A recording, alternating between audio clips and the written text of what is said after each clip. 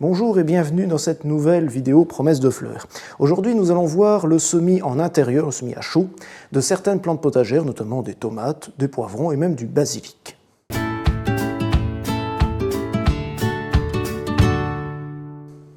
Alors le meilleur moment pour le faire, c'est en fin d'hiver. On peut déjà démarrer en février, mais en mars, voire même début avril, vous pouvez encore semer en intérieur vos légumes un peu frileux.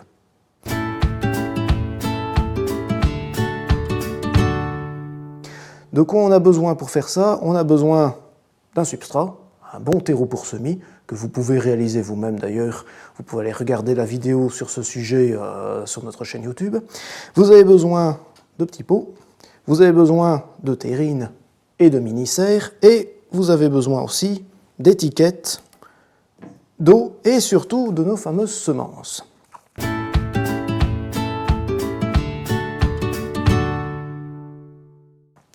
Alors ici, j'ai déjà pré-rempli cette terrine d'un bon terreau de semis.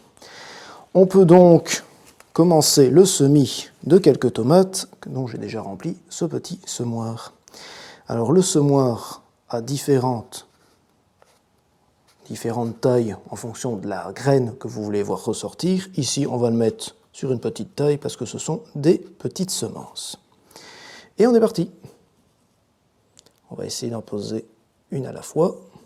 Hop. Voilà. On a déjà notre petite ligne de tomates qui est faite. On va recouvrir d'un petit peu de terreau de semis.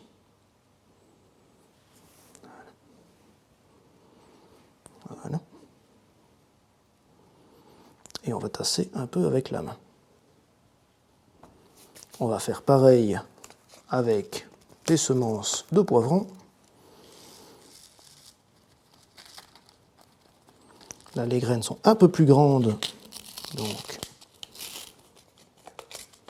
on peut se permettre de le semer à la main.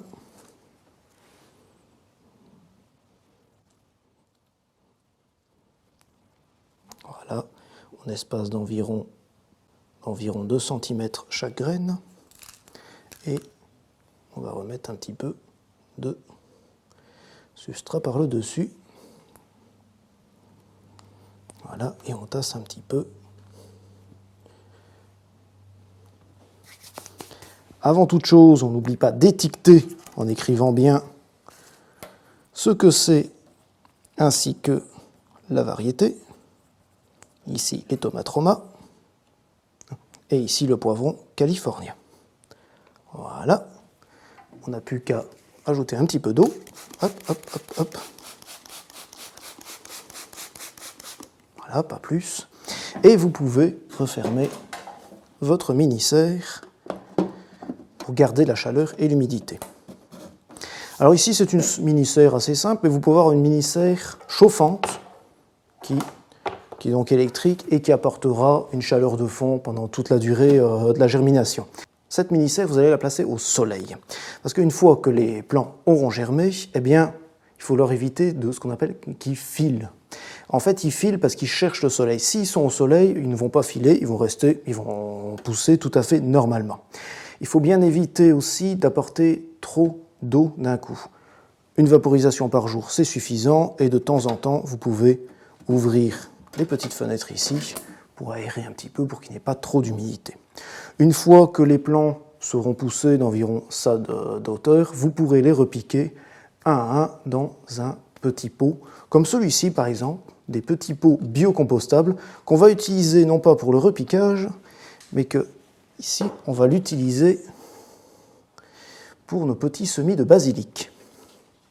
Donc on remplit le pot. Les pots sont munis de trous de drainage, donc l'eau va circuler facilement. Si vous voulez faire ça encore plus dans les règles de l'art, vous pouvez mettre un petit peu de gravier au fond, mais ici c'est pas trop important.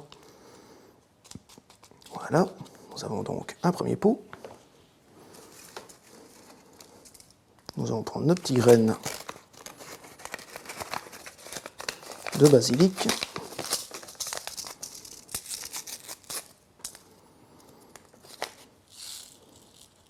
Ici, les graines sont très petites, mais on va semer un petit peu à la volée pour avoir plusieurs plants de basilic d'un coup. Hop. Voilà. On remet un petit peu de terre juste au-dessus. On tasse un petit peu, on vaporise bien, et on place au chaud aussi. Si vous voulez accentuer ou accélérer la germination, vous pouvez mettre une bouteille en plastique dessus ou un sac en plastique pour faire office de mini-serre aussi. Là aussi, ça va germer. Une fois que la germination démarrée, vous aurez plein de petits plants et vous pourrez les repiquer un à un ou en petites touffes dans un autre gros pot ou carrément en pleine terre dans le jardin. Et bien voilà, il n'y a plus qu'à attendre que ça pousse. Nos petits plants de tomates ou de poivrons vont pouvoir être repiqués un à un dans des pots, mais ce n'est pas tout, vous devrez attendre un petit peu qu'ils se fortifient avant de les placer en pleine terre. Et d'ailleurs, avant de les placer en pleine terre, ne mettez pas ça quand il y a encore des risques de gelée, et laissez-les de temps en temps dehors pour qu'ils s'habituent au froid, en fait, qu'ils s'habituent à être dehors petit à petit, avant de les placer définitivement. Si vous avez aimé cette vidéo, vous pouvez vous abonner à notre chaîne YouTube, vous pouvez aussi nous suivre sur les réseaux sociaux comme Instagram ou Facebook, et nous retrouver au sein de notre pépinière en ligne sur www.promessesdefleurs.com.